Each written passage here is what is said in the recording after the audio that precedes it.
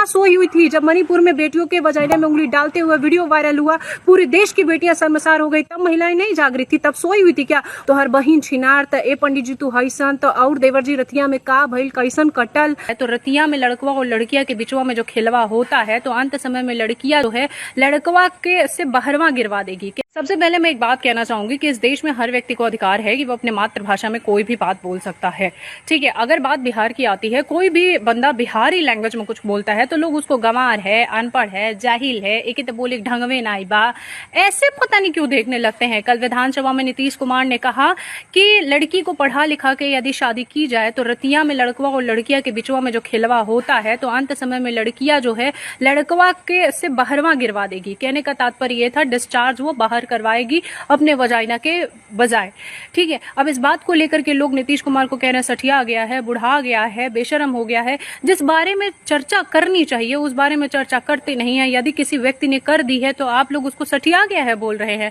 मैं तो सल्यूट करती हूँ नीतीश कुमार को जिन्होंने इतना जिगर दिखाया है, इस विषय पे पूरे विधानसभा में खुल के बोला है। और मुझे लगता है आप सबको भी जानना चाहिए, बोलना चाहिए।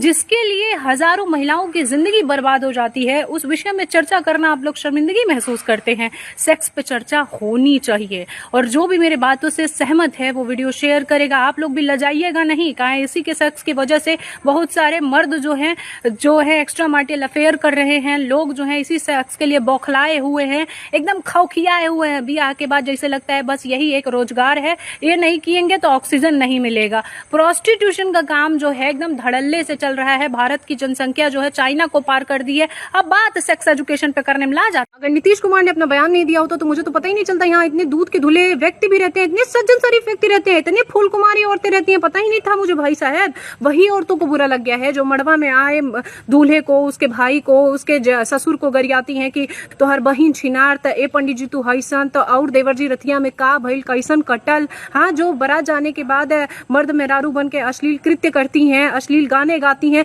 उसी देश के लोगों को बुरा लग गया है। जहाँ भोजपुरी नंबर ट्रेंड पे चलता है उसी भोजपुरी में अगवाड़ा पिछवाड़ा पेट ढोड़ी की बातें की जाती है। उसी देश के युवाओं को बुरा लग गया है जिस देश में कैरी मिनाती जैसे व्यक्ति के 40 मिलियन सब्सक्राइबर हैं। क्या सीखते हो तुम लोग कैरी मिनाती से कि गाली कैसे दे, गाली में पीएचडी कैसे दे। अब कुछ लोग बोलेंगे नहीं वो स्पोर्ट्स की बातें करता है। भाई साहब वो फेमस स्पोर्ट्स से नहीं हुआ, अपने रोस्टिंग की वजह से हुआ है, ये बात याद रखिएगा। अगर नीतीश कुमार के जगह मोदी जी ने यही बात कही होती तो लोग उसकी सराहना कर रहे होते, कहते देखो कितना अपनापन का भाव है, कितनी बड़ी बातों को कितने सरल तरीके से बोल दिया है।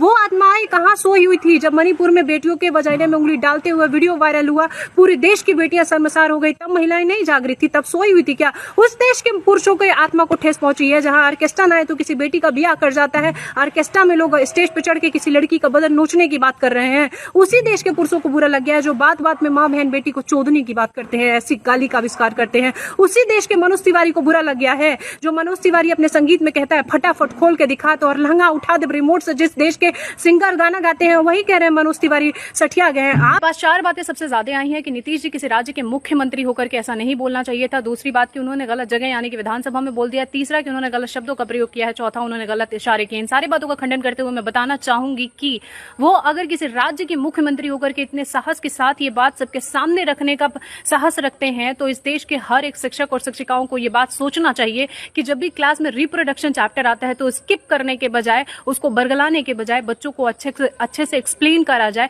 कोटा में बहुत सारी लड़कियों ने सिर्फ प्रेगनेंसी अबॉर्शन की नौबत आ गई थी, इसके वजह से सुसाइड करी है। अगर बच्चों को इतने ही अच्छे से एक्सप्लेन किया जा रहा है तो ये सारी घटनाएं क्यों घट रही हैं?